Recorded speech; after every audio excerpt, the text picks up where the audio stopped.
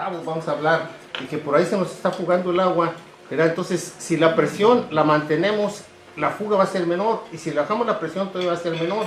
Pero ahorita como tenemos aquí variaciones de presiones por los tanques que utilizamos y la forma en que manejamos el agua, no tenemos sectorización y entonces la presión se mantiene alta a veces o muy baja, y entonces perdemos a veces mucha agua y podríamos ahorrar simplemente manteniendo una presión más uniforme por sectores, ¿no?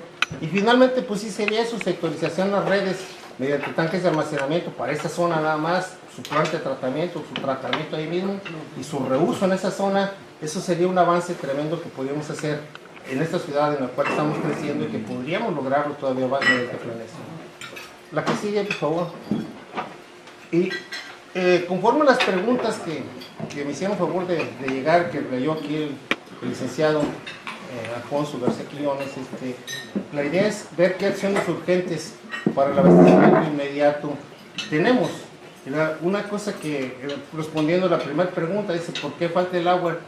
Pues simplemente mi concepto, muy técnico, sobre todo muy técnico, es que quizá no nos hemos preocupado mucho de buscar meterle más agua a esta ciudad, ¿no?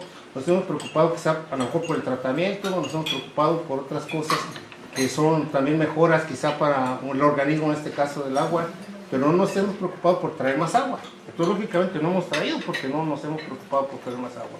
Esta es para mí una realidad, ¿no? La desaladora realmente, yo con todo pena confieso pues que no es nuestra, no alguien nos la mandó. Yo siempre he estado renegando un poco, ¿quién dijo que desaladora antes? No, pues que la mandaron de, no sé, de Mexicali, de Tijuana, no sé de dónde. No quiero entrar yo en eso, pero de allá no la mandaron. Nadie de aquí pensó que una desaladora, y menos en ese sitio donde finalmente la depositaron, ¿no? Yo lo que les decía es que ahí existe, porque por todos los que no sepan, allí hay una tubería que baja por la Westman y que le conectaron un pluvial que, si alguien recuerda, hace poco se cayó media calle ahí porque el pluvial está un poco mal conectado. Lo conectaron ya bien, se arregló, todo está bien, ¿no? Pero ese tubo, por los que no sepan, es la desviación de cuando la planta del naranjo no funcione, ahí va a descargar el agua. Está también conectado un sistema que se llama de bypass de la planta de tratamiento grande que tenemos ahí en el Ciprés. Hay un bypass porque las plantas, cualquier planta no puede, de bombeo no puede con todo el agua que a veces llueve. Nos quejamos de que no llueve, pero a veces cuando llueve bastantito en algunas ocasiones, y entonces toda esa agua que llueve de más se bypassea y se va directo al mar, ahí sobre la Westman. Y resulta que ahí queremos tomar el agua para tomarla, para desalarla y tomarla. Entonces digo, bueno, pues ¿cómo vamos a tomar el agua? Donde alguien le tenía que haber dicho a la persona que pensó que ahí era el sitio, que allá había ese tubo.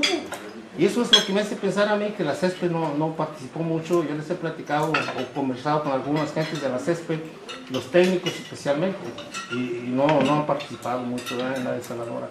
Entonces, pero sin embargo aquí es ¿cómo podemos obtener esos 250 litros por segundo a 410? La que sigue, por favor. Miren, ahí en este tema aparece, está la presa y arribita es el cañón de Doña Petra, y ahí aparece un lugar que se llama Los Pinoles. Ahí en Los Pinoles, incluso a mí me tocó en suerte cuando me hicieron favor de invitarme a participar en la CESPE. A mí me tocó perforar ese pozo, no yo personalmente, sino con el equipo de la CESPE. Se perforó un muchacho que trabaja ahí que se llama Meyer, perforó ese pozo, lo fuimos a ver y lo aforamos con 50 litros por segundo.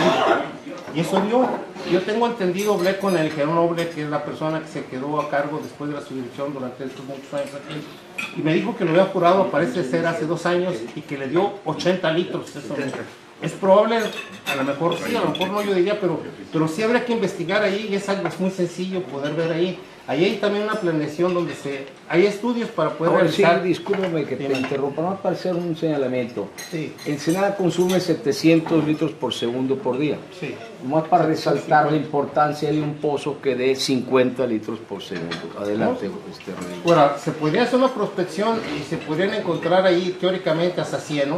Pero si ya está ese pozo y da 40, 50, sería un agua muy buena. La otra ventaja que yo le vería es de que se aparece ahí en este cuadrito están los encinos y está todo ese conglomerado de más de 10,000 casas que se han construido ahí, y que ahorita le mandamos agua desde acá, desde la Guadalupe hasta allá. Entonces ahí podría liberarse todo el agua de este lado y poder abastecer esta zona con este pozo, ¿no? La que sigue, por favor. La que sigue, este nomás es un esquema de cómo se vería. La que sigue, por favor. Aquí están los datos básicos de cómo podríamos hacerlo, ¿no? Ahí se perforó un pozo ahí cerca de los Pinoles, da 50 litros.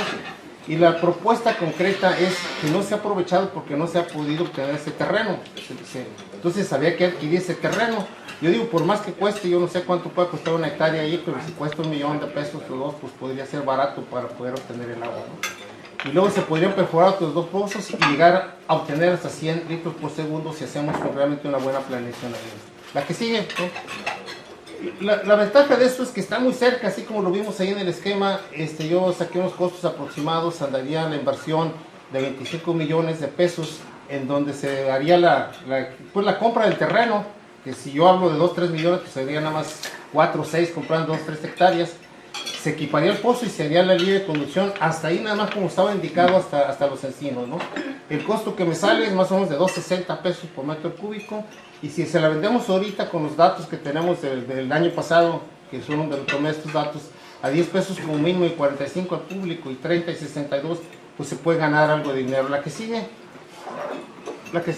con la venta pues se podría ya beneficiar, pues se podría obtener una ganancia pues de 82.400 a 172.800 pesos diarios, dependiendo del volumen que sacáramos.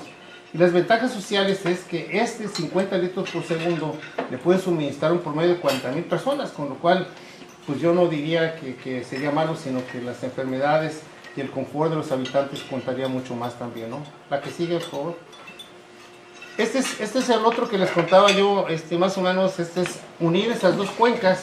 Esa cuenca escurre hasta la presa, y la cuenca de la izquierda es el cañón de Doña Petra, que también es una cuenca considerable. Entre las dos suman, ahí están los datos, una 17 y otra 18, como 25 kilómetros, que estimando una precipitación baja de 100, porque tenemos a veces precipitaciones muy bajas, de 100 milímetros al año por precipitación, y lo multiplicamos por esos 25, nos daría un escurrimiento de alrededor de 3 millones. Vamos a suponer que algo se infiltre, que algo no llegue, pero 1,5 millones que nos llegara con esas dos cuencas, podríamos tratar de mantener la presa llena cada año. Ese sería el manejo de esas cuencas, ¿no? Con eso, la que sigue, con eso yo lo que veía es que precisamente se podría ver en la Conagua nos dan unos datos de todas las aguas que se van al mar y que no se aprovechan, y que desgraciadamente a veces hasta nos rompen los puentes, ¿no? Pero aquí en esta cuenca hay una disponibilidad de 13 millones, nomás que consideran la cuenca de Ensenada, más con hasta el Gallo y por ejemplo otras cuencas más, por lo que yo lo que veía allá era que pues, nos puede dar alrededor nada más de 2 o 3 millones de metros cúbicos al año del agua pluvial. Si le llenamos la presa, nosotros podríamos obtener otros 50 litros por segundo durante todo el año para abastecimiento, lo cual representa la captación de simplemente 1.6 millones de metros cúbicos, que es lo que necesitaríamos para estar recuperando y almacenando. La que sigue, por favor.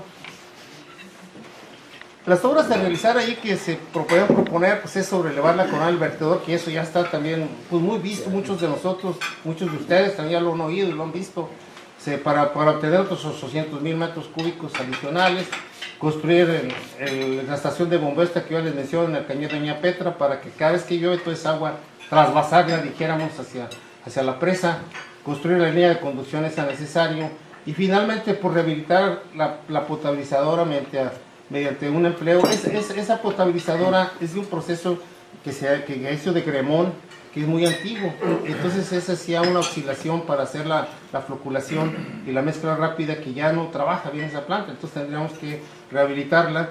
Y ahorita la ventaja es que se puede emplear, en vez de sedimentación y filtros con grava arena, ya se pueden hacer filtros de membrana, un poco parecido a lo que se ubicó acá en el Manerero. Y con este sistema obtiene un agua de excelente calidad, con mucho menos bacterias, y la cloración o la desinfección tendría que ser mínima al final, ¿no? La que sigue, por favor.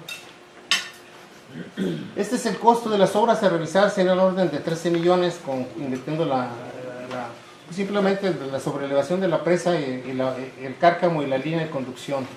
Y andaría saliendo el peso a 3 pesos, incluyendo la energía y los reactivos de la potabilizadora. Las ventajas pues serían las mismas que si la vendiéramos esa agua, pues podríamos obtener ese dinero. Y los sociales es que por lo menos 20,000 personas de ahí alrededor podrían contar con esa agua de la presa, ¿no? Y podríamos tener el abastecimiento de esa zona. La que sigue, por favor, hermano. Finalmente está, aquí aparece, este es el Guadalupe, el río Guadalupe, al final de donde está la zona de la misión.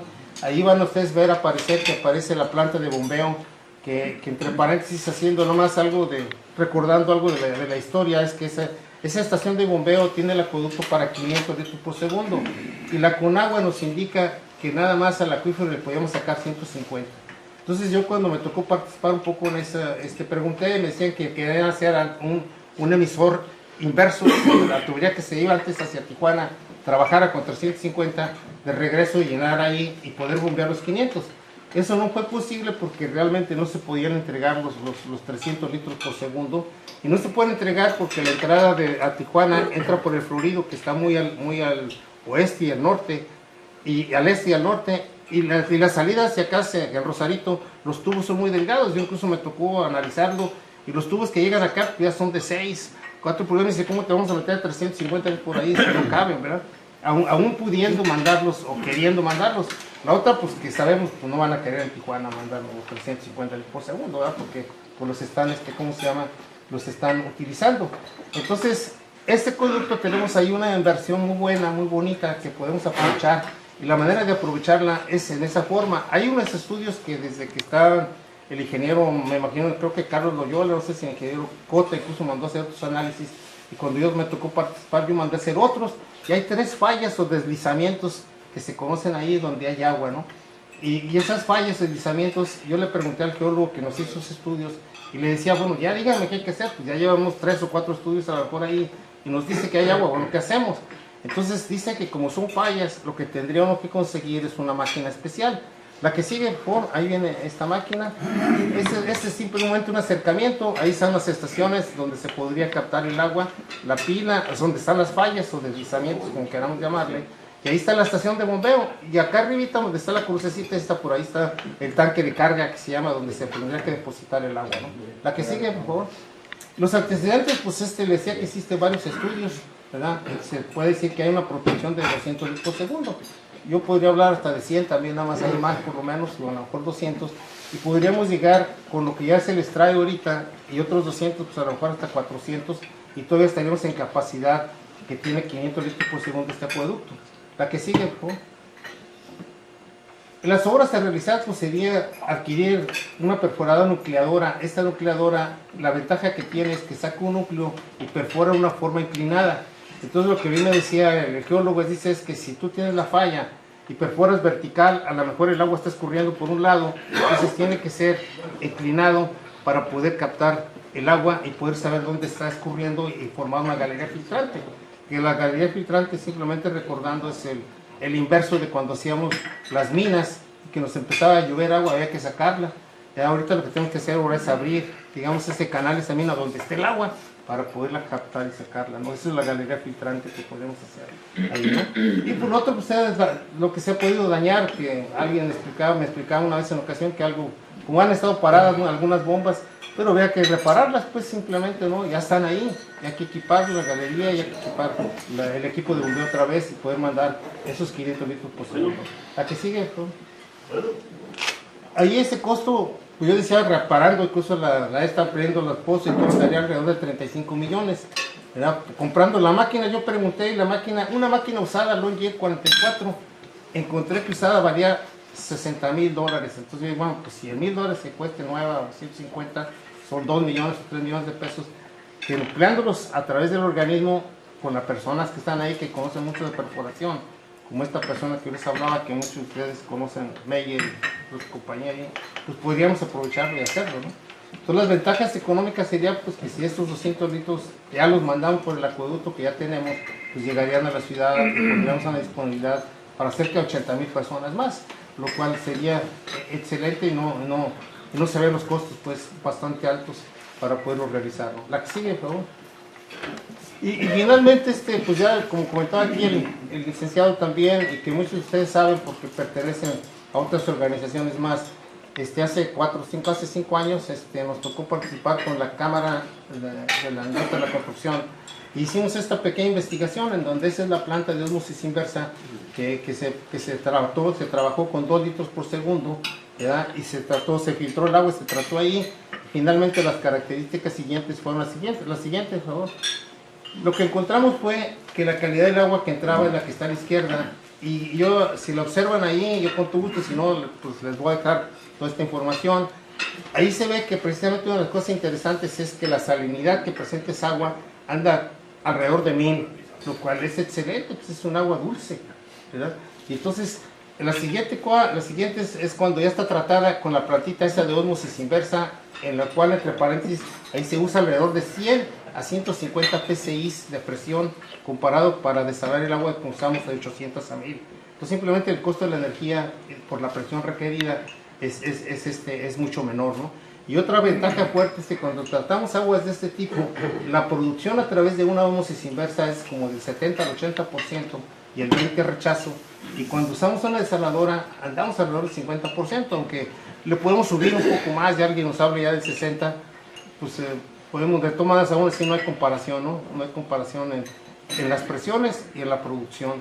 Lo mismo, al tratar un agua de este tipo, el rechazo sale, si tenemos 2 o 3 mil partes por millón, el rechazo va a salir, hablemos de 4 o 5 mil, que pues la podemos tirar es así al mar sin ningún peligro.